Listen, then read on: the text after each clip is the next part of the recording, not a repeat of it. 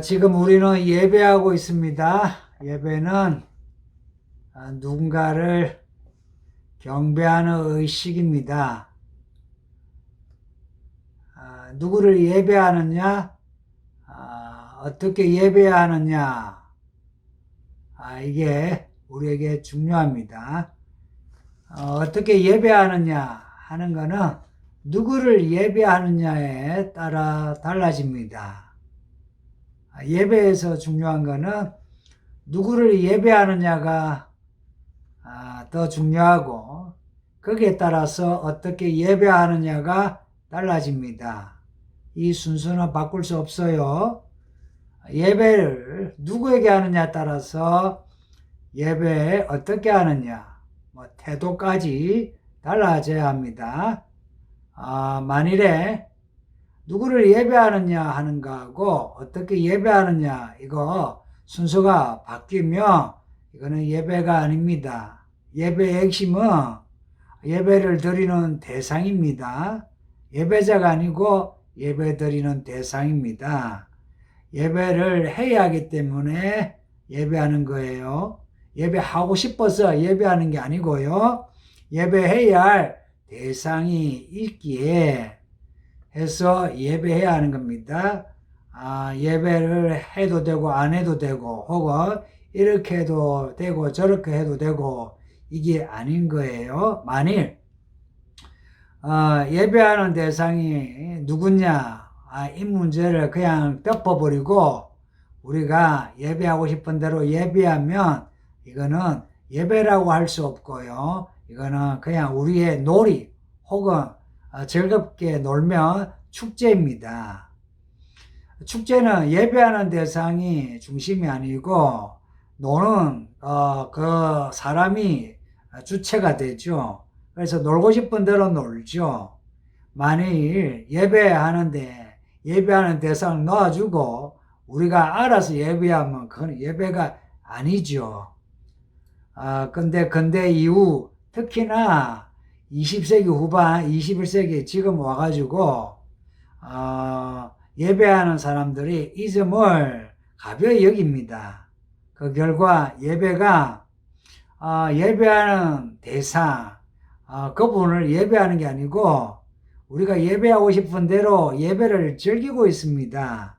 예배가 축제가 되고 공연이 되고 있어요. 물론 예배가 축제가 되면 좋죠. 근데 축제이면서 예배가 안 되면 어떻게 되나요?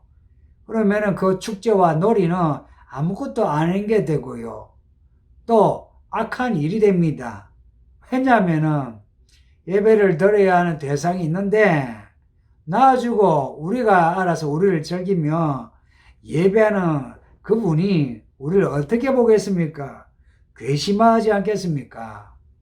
그러니 예배가 축제가 되고 축제가 예배가 되면 좋죠. 근데 예배가 우선이 되어야 되죠. 축제는 안 되어도 예배가 우선되어야 되죠.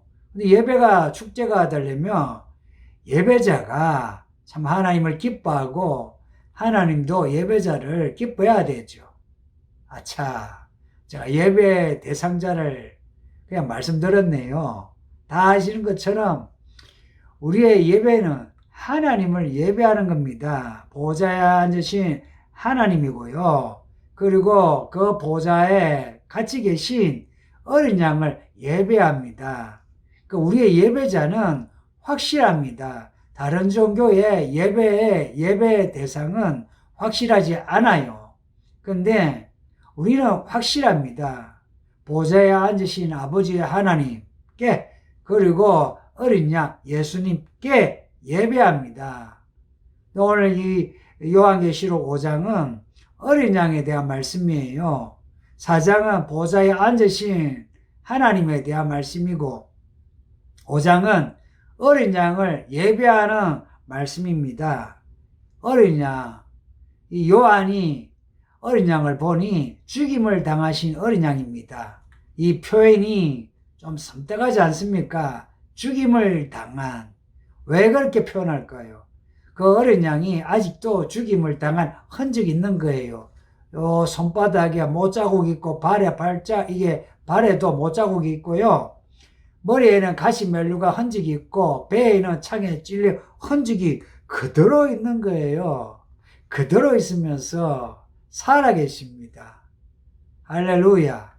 살아계신데 어린 양으로 계시다 하는 것은 예수님이 지금 우리를 위해서 죽으셨다 하는 지금 표를 우리에게 지금 내시는 겁니다. 요한계시록에서 우리가 지금 표내는 거예요. 봐라, 내가 하늘에서 이 죽임을 당한 어린 양으로 있다 하는 겁니다. 무슨 말씀입니까? 우리로 하여금 우리를 위해서 죽으시는 어린 양 예수를 잊지 말라. 죽임을 당하신 어린 양을 예배하라 하는 겁니다. 우리를 위해서 죽으셨어요. 우리를 피로 사셨습니다. 1장에서도 그렇고요. 오늘 5장에서도 우리를 피로 사셨답니다. 피로 사셨답니다. 돈으로 사신 게 아니고요. 피로 사셨다고. 예수님이 자신의 죽음으로 우리를 사셨답니다. 하나님이 자신의 죽음으로 우리를 사셨답니다. 우리를 얼마나 사랑하시기에, 우리가 가치가 있어서가 아니고 우리를 얼마나 사랑하시기에 하나님이 자신의 피로 우리를 사셨답니다. 우리를 사셨기에 우리는 하나님의 소유입니다. 이제 우리가 우리 것이 아니고요. 세상 것도 아니고요. 하나님의 소유입니다. 이거 확실해야 합니다. 우리를 피로 사셔서 그리고 이제 하나님의 소유가 되니 하나님이 우리에게 알아서 하십니다. 우리에게 뭔가 알아서 맡기셨는데 나라와 제사장으로 삼으셨습니다. 하나님의 뜻이에요. 원래는 죄인인데 우리를 피로 사셔서 우리를 의인으로 만드시고 의인이라야 하나님의 나라의 사람 되죠. 그리고 그 나라가 되고 그 나라의 제사장으로 우리를 삼으셨답니다.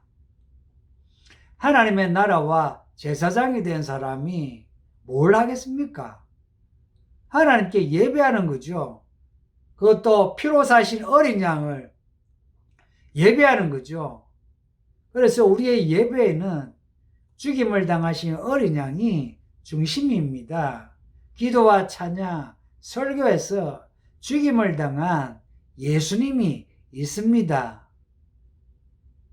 예수의 피로 우리가 구원받았다 할 이 점을 예배 때마다 무한 반복해야 합니다. 죽을 때까지 반복해야 합니다.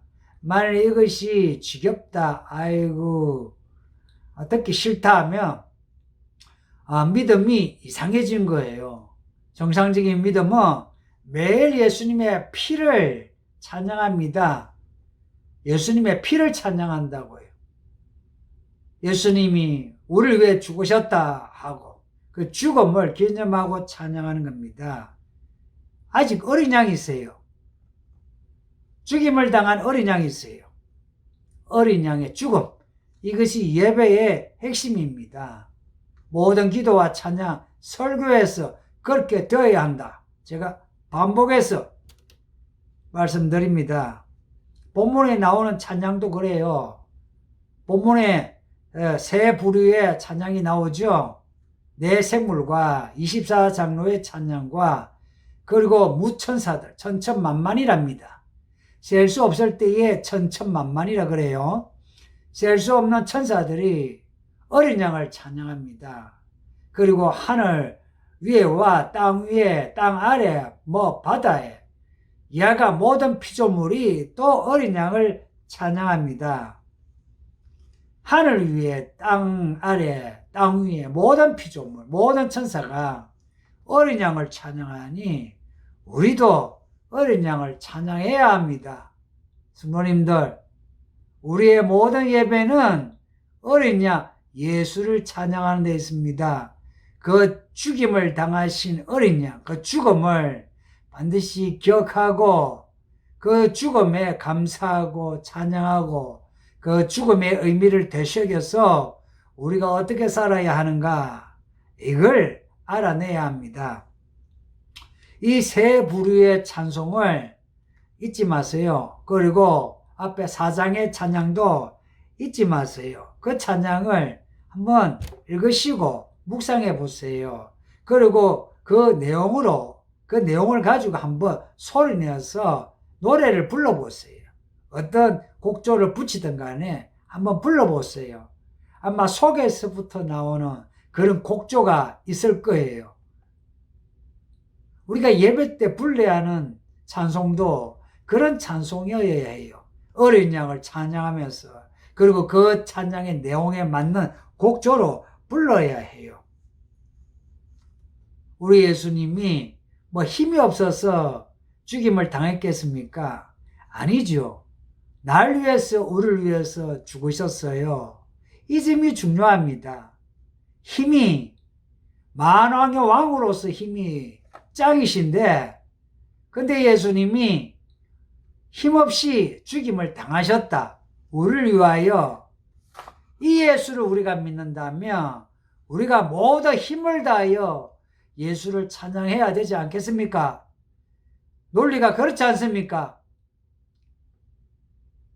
우리가 힘있게 찬송하지 아니하고 힘있게 기도하지 아니하고 힘있게 말씀대로 살지 않으면 우리가 믿음이 있는 사람이라고 할 수 있겠습니까? 정상적인 믿음이 아니죠. 우리 예수님은 하나님이신데 죽임을 당하셨어요. 고대의 그 신화들에 나오는 신들을 보세요. 이런 하나님이 어디에 있습니까? 신화에 나오는 신들 얼마나 못됐습니까? 불륜이고 변덕도 심하고 사람을 인신제사로 바쳐야 하고 온갖 나쁜 짓 하면서 사람들에게 뭔가를 요구하는 엄난하고 폭력적이고 모든 신화의 신들이 그렇습니다. 그런데 성경의 하나님은 전혀 그렇지 않습니다. 보세요. 아브라함 보고 이삭을 바치라 했죠. 인신제사처럼 그렇게 보이죠. 근데 아브라함이 이삭을 죽일 때에 아브라함아 아브라함아 하셨어요. 네가 네 아들을 아끼지 않았구나 그러셨어요. 아브라함의 믿음을 시험하셨어요. 알고 보면 나중에 하나님이 하나님의 아들을 그렇게 죽임을 당하도록 하시려고 아브라함을 시험하신 겁니다. 마찬가지로 하나님은 지금도 우리를 시험해요. 네 아들 바쳐라, 네 돈 바쳐라, 네 몸 바쳐라 합니다. 우리를 시험하는 하나님, 왜 그렇게 시험하시나? 하나님이 하나님의 아들을 죽도록 하신 거예요. 그런 하나님이시니 우리를 시험하는 거 시험할 만하지 않습니까? 그 하나님이 섭섭하십니까? 제 양심으로는 전혀 섭섭하지 않습니다. 하나님이 저를 시험하시는 게 저는 당연하다고 봅니다. 근데 사람들은 이런 하나님을 잘 몰라요. 성경에서 말씀하는 하나님을 예배하는 게 아니고요. 자기가 예배하고 싶은 하나님을 예배해요. 세상에 그런 믿음이 있습니까? 하나님이 우리를 위하여 피로 우리를 사셨는데 그 하나님을 찬양하는데 하나님이 원하는 찬양을 하는 게 아니라 우리가 하고 싶은 대로 찬양하는 겁니다. 가사도 곡조도 그리고 예배 후에 살아가는 것도 이건 정상이 아니죠. 이것은 성경 밖의 종교들이 하는 그런 행위입니다. 그들은 자기가 하고 싶은 대로 하나님이다 하고 믿어요. 금송아지 이야기 아시죠? 금송아지 만들어 놓고는 이게 하나님이다 하고는 자기가 춤추고 싶은 대로 춤을 추고요. 하고 싶은 대로 해요. 그러면서 하나님을 믿는다 그래요. 우리는 그러지 맙시다. 진짜 예배 드리는 사람은 예배 드리는 태도가 달라요. 예배 드리는 태도가 다르고요. 예배 후에 모습도 달라요. 그렇지 않겠습니까? 하나님께 진심으로 예배를 하면 하나님이 말씀하시잖아요. 두루마리를 열어주시죠. 그 두루마리 안에는 사건들이 있고요. 그 사건들 안에는 또한 우리가 어떻게 살아야 하는지 매뉴얼이 들어있어요. 그러니 사는 게 다르죠. 진짜 예배를 잘 드리는 사람은 예배 후에 달라요. 그래서 예배 후의 모습을 보면 예배를 어떻게 드렸는지 알 수 있어요. 오늘 우리의 예배는 어떻습니까? 9절에 나오는 우리를 피로 사셔서 나라와 제사장으로 하나님께 드리셨다. 이런 찬양을 해요. 하나님께 우리를 나라와 제사장으로 드리셨다. 우리는 드려줘야 해요. 이거 옵션이 아니에요. 내가 드려줘도 되고 안 드려줘도 되고 이게 아니고요. 내가 하나님께 드려줘야만 합니다. 12절과 13절에서 어린 양에게 찬송과 존귀와 영광과 권능을 세세토록 돌린다 그럽니다. 하나님께 드려지고 하나님께 돌린다는 겁니다. 이게 우리에게 주시는 메시지가 뭐냐? 우리의 삶이 하나님의 나라, 하나님의 제사장으로 살아라는 명령입니다. 명령이에요. 이 길 외에는 살 길이 없습니다. 베들레헴 마구간에 찾아온 동방박사들 보물을 가지고 왔죠. 그들이 보물을 가지고 와서 그 어린 예수를 높였잖아요. 똑같이 종교와 보물을 예수님께 바쳐야 하는 겁니다. 사장에서 금면류관을 섰던 24장로가 면류관을 보좌에 앉으신 분에게 던지며 찬양했듯이 우리는 하나님께 가장 중요한 것들, 그것을 하나님께 바치면서 예배하는 겁니다. 이거는 명령이에요. 만약 그렇게 하지 않으면 어찌 되느냐? 일곱 교회처럼 책망을 받습니다. 일곱 교회 앞에서 우리가 받잖아요. 책망받아요. 그 책망을 듣고도 고치지 않으면 그러면은 이기는 자가 안 돼요. 이기는 자가 안 되면 어찌 되느냐? 시험의 때에 처하게 돼요. 환난에 처하게 돼요. 그 환난에 처하게 되면 어찌 되느냐? 죽을 고생을 합니다. 그 죽을 고생해서 믿음으로 살 사람이 얼마나 되겠느냐? 얼마 되지 않을 거예요. 그러면은 짐승의 시대에 짐승의 표를 가지고 삽니다. 그러면 죽어요. 살아서 죽을 고생, 죽어서 영원히 죽어요. 그러니 우리를 책망하는 이 말씀은요, 귀담아 들어야 해요. 책망을 듣고 회개를 하고 돌이켜 예전과 다른 그런 생활을 해야 합니다. 일곱 교회 주신 말씀의 핵심이 그거예요. 이기는 자가 되라는 겁니다. 누가 이기는 자가 되느냐? 죽임을 당하신 어린 자 예수를 참되게 찬양하는 것입니다. 예배에서 의식으로만 찬양하는 것이 아니라 죽임을 당하신 어린 양이라고 하는 그 말씀에 담겨진 우리에게 주시는 명령, 그 명령을 우리가 살아내려고 하는 겁니다. 살아내고서 그리고 그 내용으로 기도하고 찬양하는 겁니다. 그럴 때에 그 기도가 향이 되어서 하나님께 올라가고 그 찬양이 하나님께 영광을 드리게 되죠. 그러면 하나님이 기뻐하죠. 그렇게 하나님이 기뻐하시며 우리를 기뻐하시며 우리를 복되게 하죠. 살아서 시험의 때를 면하게 하시고 죽어서 천년 왕국과 그리고 새 예루살렘에 우리를 들이시죠. 성도님들, 지금이 보통 때가 아니거든요.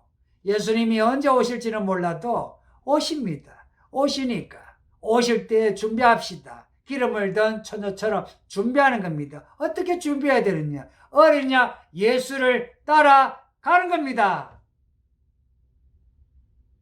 뒤에 나오는 14만 4천이 누구냐? 어린 양 예수를 따라간 사람이에요. 세상과 더럽히지 않고요. 그러니 우리의 예배가 어린 양 예수를 진정으로 예배하는 예배가 되도록 합시다. 우리의 기도와 찬양에서 죽임을 당하신 어린 양을 항상 그 중심에 두고 회개하시고 그리고 고백하시고 그리고 결단하시고 그리고 찬양하시고 말씀을 읽으시고 들으시고 감동하시고 그리고 행동하시고 합시다. 나라와 제사장으로 삼으셨다고 하니까 힘을 내세요. 하나님이 우리의 나라시고 우리의 권세가 되십니다. 하나님이 우리의 나라와 권세가 되십니다. 그러니 하나님의 나라의 사람으로서 기죽지 마시고 어디 가서도 믿음으로 사세요. 예수 믿는 사람 표내세요. 뭘 하든지 사람들에게 욕먹지 마시고 죽임을 당하신 어린 양처럼 죽임을 당할지라도 믿음을 잃어버리지 마세요.